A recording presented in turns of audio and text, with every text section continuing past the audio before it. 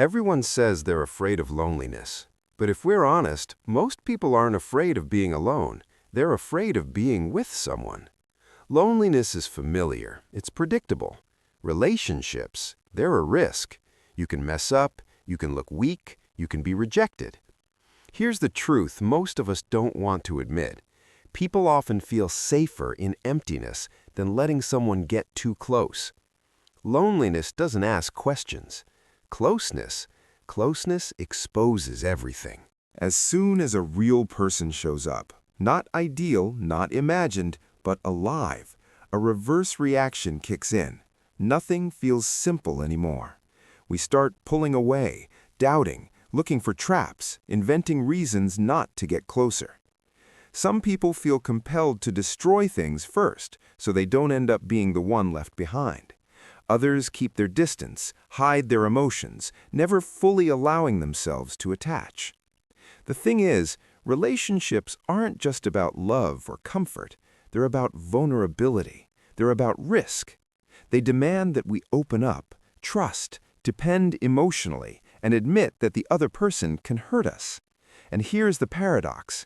We suffer without intimacy, yet when it shows up, we sabotage it ourselves.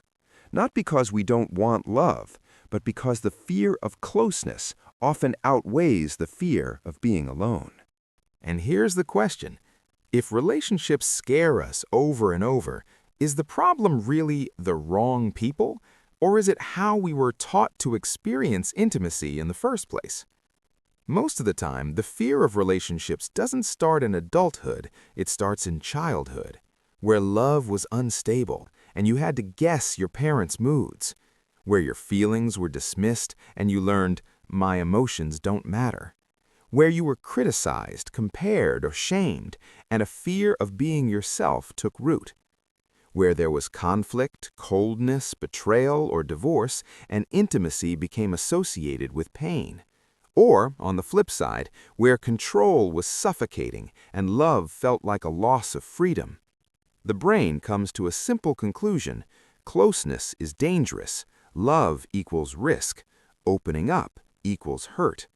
And so the person grows up, yet reacts not to their partner, but to an old childhood scenario that still runs the show, steering their fear. So, if the fear of intimacy has its roots in childhood, why do some people navigate relationships calmly, while others are constantly afraid of losing themselves or being abandoned?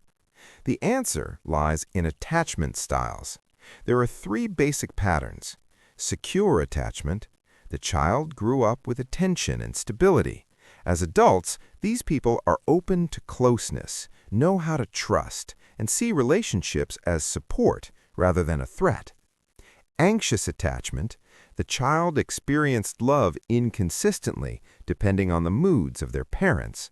As adults, these people crave attention, fear abandonment, and often dive in too deeply with their partner, seeking constant reassurance of their own worth. Avoidant attachment. The child learned that showing emotions was risky, so it felt safer to keep their distance. As adults, closeness scares them. They struggle to open up, even to people who are ready to love them fully. Here's the key point. Anxious and avoidant types fear relationships the most, but for opposite reasons. The anxious crave love, while the avoidant fear it.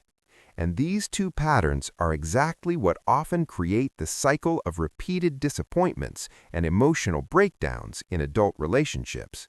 If the previous points showed how childhood, attachment style, and emotional distance shape fear, the next question is, what can we do about it? First, become aware of your patterns.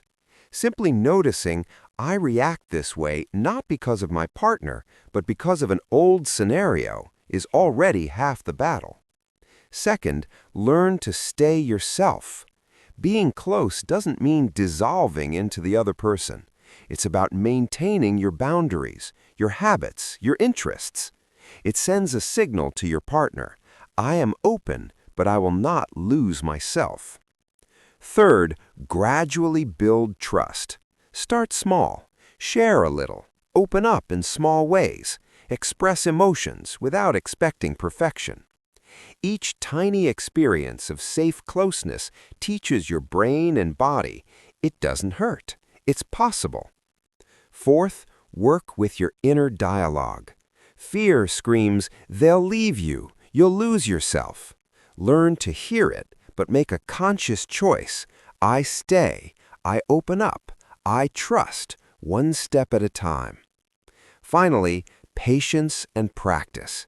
Fear won't disappear overnight, but step by step, you'll learn to build relationships without panic, without running away, and without losing yourself. And here's the challenge. Can you risk intimacy instead of fleeing to loneliness? Remember, fear is a signal, not a verdict.